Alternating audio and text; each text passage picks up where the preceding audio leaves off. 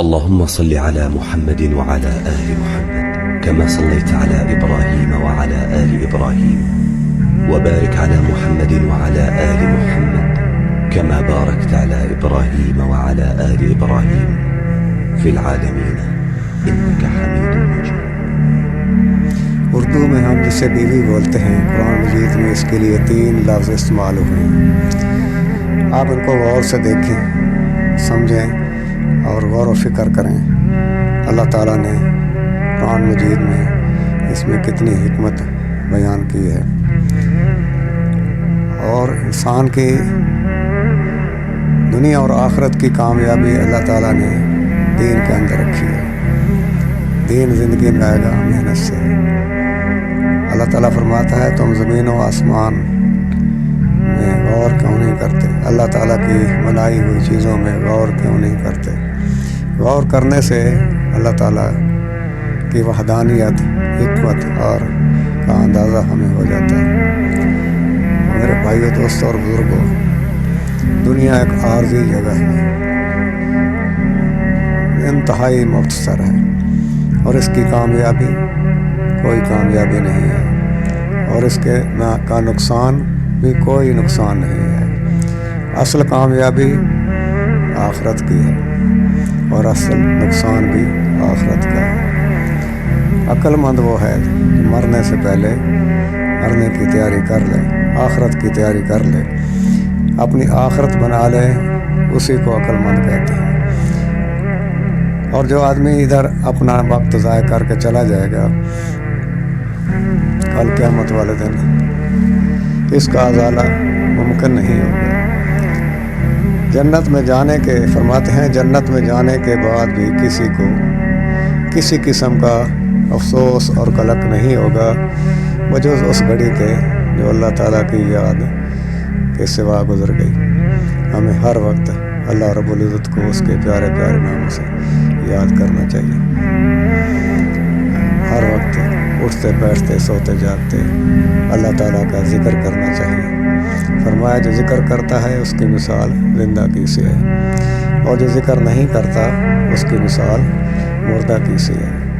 فرمایا جنت کے 8 دروازے ہیں، ان میں سے ایک دروازہ خالص ذکر کرنے والوں کے لیے ہے۔ ذکر سے اللہ تعالیٰ کا قرب نصیب ہوتا ہے، اللہ تعالیٰ کا دھیان نصیب ہوتا ہے، اور یہ ساری چیزیں اسی وقت ہمارے سمجھ میں آئیں گی جب ہم دین کا علم حاصل کریں گے۔ دین کا علم حاصل کرنا ہر مسلمان بالغ مسلمان عورت اور مرد پر فرض ہے۔ کم از کم درجے میں اتنا علم حاصل کرنا ضروری ہے کہ اس کو پاکی ناپاکی، جائز ناجائز اور حلال حرام کا پتہ چل جائے۔ اور اسی طرح ہم جو بھی کام کریں خالص اللہ تعالیٰ کی رضا کے لیے، اس میں کسی قسم کا دخلاوا نہ ہو۔ فرمایا اخلاص والے ہدایت کے چراغ، ان کی وجہ سے اللہ تعالیٰ بڑے بڑے فتنوں کو دور کر دیتے ہیں۔ نبی کریم صلی اللہ علیہ وسلم کا فرمان ہے کہ اخلاص کے ساتھ کیا ہوا تھوڑا عمل بھی کافی ہے۔ کل قیامت والے دن اعمال کو گنا نہیں جائے گا بلکہ تولا جائے گا، اور ہر عمل کا وزن و قدر اخلاص ہوگا۔ اس لیے ہمیں ہر حال میں اپنے ہر نیک عمل کو خالص اللہ تعالیٰ کی رضا کے لیے کریں۔ اپنی نیت کو ہم ہر وقت ٹٹولتے ہیں کہ جو بھی نیک عمل میں کر رہا ہوں اس میں کسی قسم کا دکھلاوا نہ ہو، اپنی ذاتی واہ واہ کے لیے نہ کیا ہو، خالص اللہ تعالیٰ کی رضا کے لیے کیا ہو۔ اور اس طرح یہ ہے کہ دین زندگی میں چونکہ محنت سے آئے گا، اور یہ محنت کریں گے، محنت کرنے کے لیے اللہ رب العزت نے کم و بیش 1,24,000 پیغمبر بھیجے ہیں اس دنیا میں۔ وہ دنیا میں آئے، انہوں نے لوگوں کے دلوں پر محنت کی، انہوں نے لوگوں کا تعلق اللہ تعالیٰ کے ساتھ ذات سے جوڑا، دنیا سے بے رغبتی اور آخرت کا شوق دلاتے رہے۔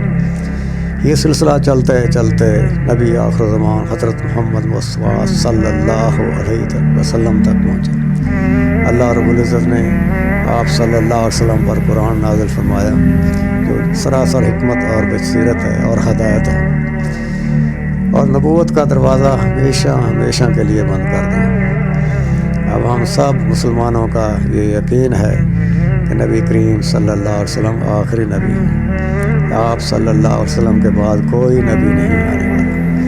ختم نبوت کے صدقے یہ کار نبوت ہر کلمہ گو کی ذمہ داری ہے کہ خود بھی نیک عمل کرے اور دوسروں کو بھی نیکی کی تلقین کرے، خود بھی برائی سے بچے اور دوسروں کو بھی برائی سے بچنے کی تلقین کرے۔ اس کام کو سیکھنے کے لیے 4 مہینے لگا کر اس کام کو سیکھ لیا جائے اور عمر بھر کے لیے اس کا ارادہ کیا جائے۔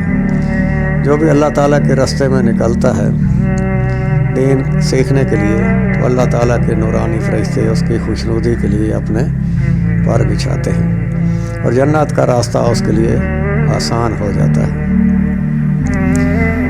فرمایا ایک آیت کا سیکھنا، قرآن مجید کی ایک آیت کا سیکھنا 100 رکعت نماز نفل سے افضل ہے، اور دین کا ایک باب سیکھ لیا جائے تو 1000 رکعت نفل سے افضل ہے۔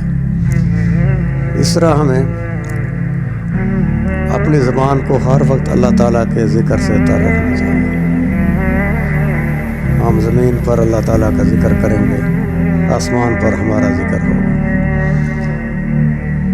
اور ذکر سے بڑھ کر کوئی چیز کا عذاب قبر سے نجات دلانے والی نہیں ہے۔ دنیا مختصر ہے اور دھوکے کا گھر ہے، اس کے دھوکے میں نہ آئیں۔ اس کی مثال ایک ایسی پگڈنڈی کی ہے جو جنگل سے گزر رہی ہو، خاردار جھاڑیوں سے گزر رہی ہو، اور وہاں سے ہم نے گزرنا ہے، اپنا دامن دائیں سے بھی بچانا ہے، بائیں سے بھی بچانا ہے۔ ان جھاڑیوں میں الجھ کر نہیں رہ جانا، بلکہ یہیں سے دائیں بائیں سے بچتے ہوئے اس دنیا سے نکل جانا ہے۔ دنیا کا ایک ایک وقت، ایک ایک لمحہ بڑا قیمتی ہے، اس کو قیمتی بنائیں۔ اور دنیا کی زندگی فرمایا یہ دھوکے کا گھر ہے اور یہ مختصر زندگی ہے، انتہائی مختصر ہے، اور دنیا کی کوئی اہمیت نہیں ہے۔ اللہ رب العزت کے سامنے دنیا کی کوئی اہمیت نہیں ہے، اہمیت صرف آخرت کی ہے۔ آخرت کے لیے ہمیں اپنی پوری صلاحیتوں کو بروئے کار لانا چاہیے، اور اس طرح خود بھی ہم نیک عمل کریں، اپنے بچوں کو، اپنے رشتہ داروں کو، اپنے عزیز و اقارب کو، اپنے ہمسایوں کو، اپنے گلی محلے والوں کو، اپنے شہر والوں کو، اور اپنے ملک اور پوری دنیا کے مسلمانوں کو اور تمام انسانوں کو اللہ رب العزت کا پیغام پہنچانا ہم سب کی ذمہ داری ہے، کیونکہ ہمارے نبی حضرت محمد صلی اللہ علیہ وسلم آخری نبی ہیں، اور آپ صلی اللہ علیہ وسلم نے ارشاد فرمایا خوش خرم رہے، شاداب رہے میرا وہ امتی، جو میری بات کو سنے، اس پر عمل کرے اور آگے پہنچائے۔ میرے بھائیوں اور بزرگوں، کوشش کریں کہ ہمارا ایک ایک وقت قیمتی بن جائے اور ہم خود بھی نیک عمل کرنے والے بنیں اور دوسروں کو بھی اس کی تلقین کریں۔